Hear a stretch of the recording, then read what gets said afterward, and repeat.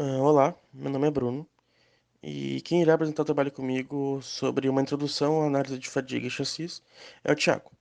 Eu vou começar falando um pouco sobre a fadiga, contexto histórico e testes em veículos, e o Thiago vai falar um pouco sobre o chassis em si.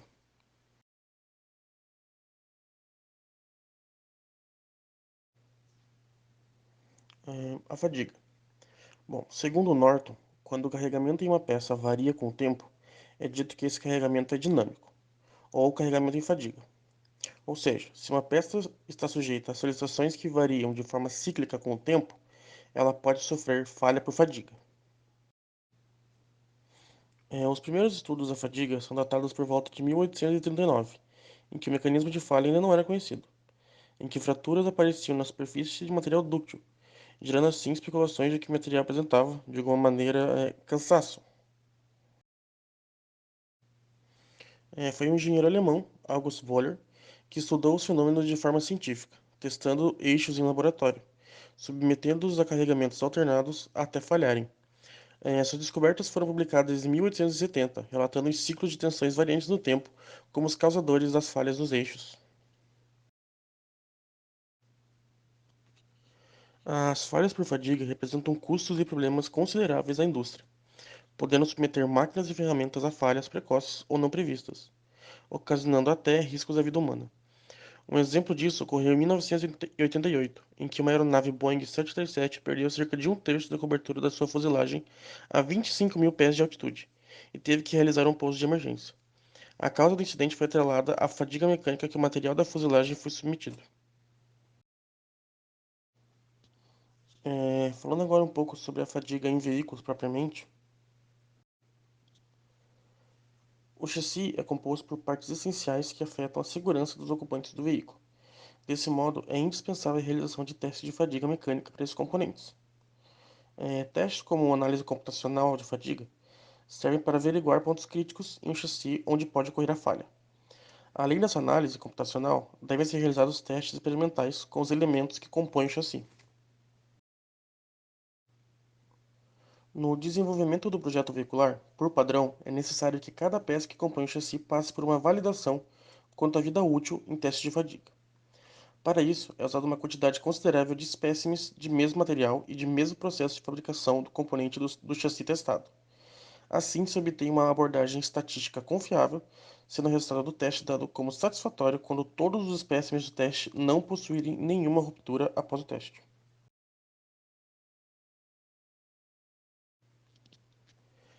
Além do teste do material, uma vez montado o chassi como um todo, o powertrain, o sistema de suspensão, os frames e subframes são geralmente testados de maneira conjunta, por questões de eficiência e economia de projeto.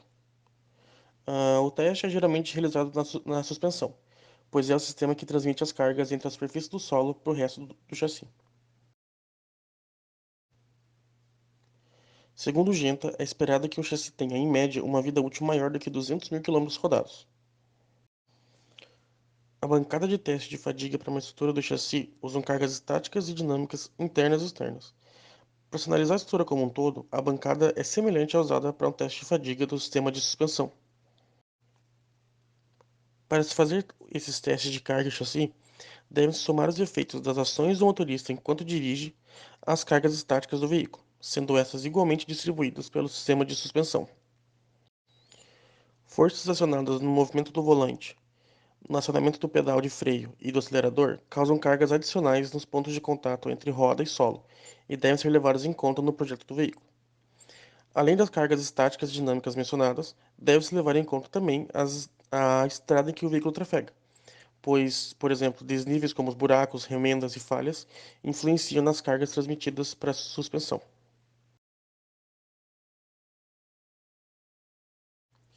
As cargas usadas no teste de maneira longitudinal representam o acionamento do freio com o coeficiente de atrito máximo, e as cargas laterais representam o efeito da força devido a curvas. As análises de resultados dos testes de fadiga são feitas com base em um critério de falha utilizando curvas SN, ou curvas de Wöhler, que são curvas de tensão por ciclo que demonstram o comportamento dos espécimes ao longo do teste de acordo com suas rupturas. É, os resultados são bases para estudar os efeitos e influências dos fatores que afetam a vida útil do chassi, como temperaturas elevadas, corrosão e o mau acabamento da superfície, bem como os pontos de tensão crítica no chassi. Aqui no slide tem duas figuras.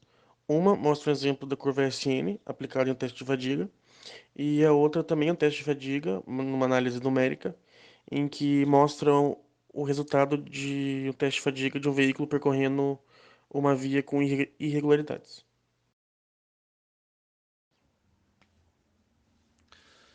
Bem, nosso estudo de fadiga será em cima de chassis frames, ou chassi estrutural, que são caracterizados pela separação do chassi com a carroceria, e que em muitos casos são utilizadas estruturas auxiliares, subframes, para a montagem de equipamentos e uma melhor distribuição da carga.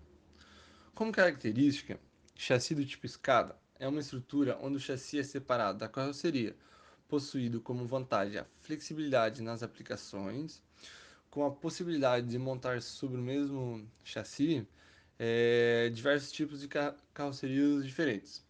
Um chassi com uma estrutura tipo escada, o chassi tem uma boa resistência à flexão, elevada rigidez de peso, baixa rigidez da torção, é, devido à sua configuração, né, que é praticamente plana, e uma menor capacidade de deformação também.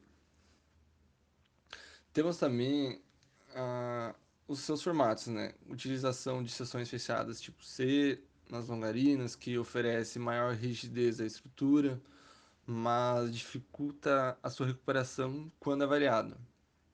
Já também temos a utilização de tubos retangulares, e é mais predominante nesse tipo de estrutura, que também vai ser, né, o enfoque da nossa pesquisa e estudo. Pois, para a mesma espessura de parede, sob o carregamento puro de flexão, um tubo retangular é mais rígido do que um tubo circular. Já nas travessas ou elementos transversais, né, do chassi, eles são responsáveis pela maioria da resistência à torção do chassi, que no nosso estudo também será aplicado com tubos retangulares. O apoio do chassi é feito no eixo dianteiro e traseiro do veículo, distribuído distribuindo os demais componentes, a fim de obter um equilíbrio dos pesos sobre a roda do veículo, proporcionar adequada capacidade de tração, direção, um equilíbrio na hora da frenagem. E também é importante garantir a estabilidade quanto à torção do chassi para que a carroceria não sofra um deslocamento. Caso contrário, pode haver folgas em pontos fragilizados.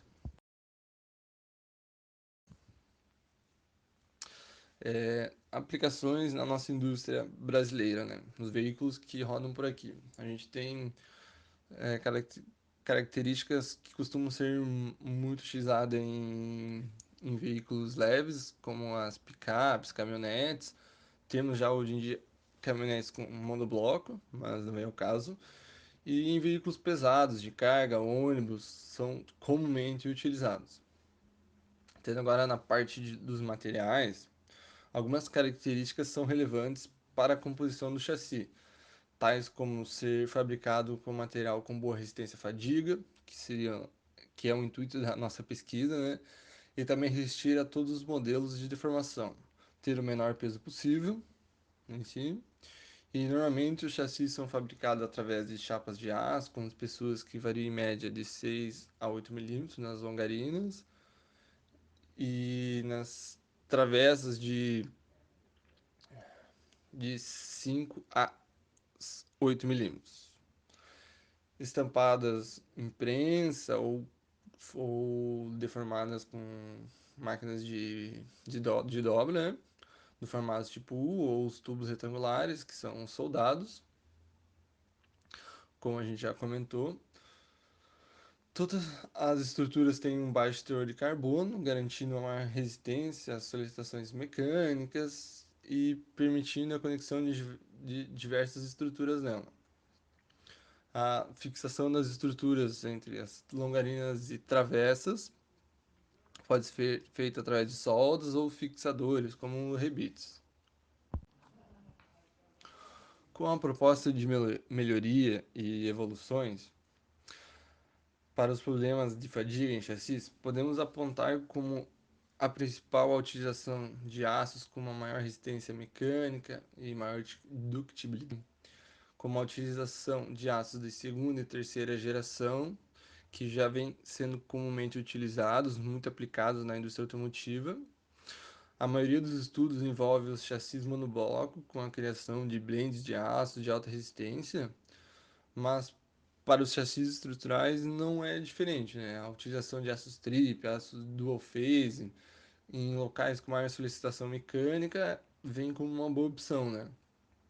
Além disso, esses aços são mais leves, contribuem para uma das maiores preocupações, né, que é a nossa classe, os clientes, né, que é o consumo de combustível, né? Então, menor peso, a economia fica melhor. E também a gente deve dar uma atenção aos estudos das geometrias de construção que impactam diretamente na resistência da torção, da fadiga em si, né?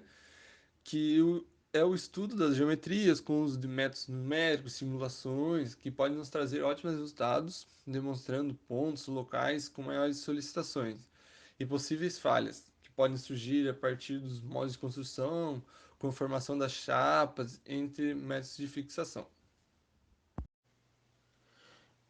Agora, para exemplificar um pouco o uso da análise computacional para auxiliar no estudo de fadiga do chassi, foi realizada uma simulação simplificada de um modo de fadiga utilizando o software SolidWorks. O grupo decidiu utilizar uma versão mais simples de um chassi baseado no veículo do modelo Toyota Land Cruiser FJ40, um chassi estrutural com as longarinas e as travessas modeladas pela própria equipe. As cargas utilizadas na simulação foram baseadas na análise estática, considerando as cargas internas do veículo, ou seja, o peso do próprio veículo, de 2.940 kg, distribuído de maneira igualitária por todo o chassi, e considerando o veículo parcialmente cheio. No total, foi atribuída uma carga de 30.282 newtons para análise estática. Bom, alguns artigos e estudos que nós achamos avaliaram os efeitos da fadiga no chassi por métodos numéricos, utilizando como ponto de fixação os locais de acoplamento da suspensão e dos amortecedores. Então a gente utilizou basicamente igual, porém adaptando para o nosso chassi modelado. Foi utilizada uma faixa de 1 × 10 na sexta ciclos para o teste. E, como resultado esperado, o chassi não apresentou nenhuma ruptura, mesmo sendo uma versão mais simplificada e com análise bem mais robusta. Além disso, o teste ilustra os pontos críticos que o chassi possui. Como esperado, os pontos de contato entre longarinas e travessas são os pontos onde há a maior tensão, e são os pontos também que estão principalmente sujeitos à fadiga mecânica. No projeto do chassi, estes pontos são importantes pois garantem que análises e testes serão feitos até os resultados forem satisfatórios e o produto veicular final ser o mais seguro possível para o usuário e para a carga que irá transportar. Aqui no slide tem a imagem de uma curva SN em que o próprio SolidWorks fornece para ajudar na análise de fadiga. Esse foi o trabalho. Muito obrigado pela atenção.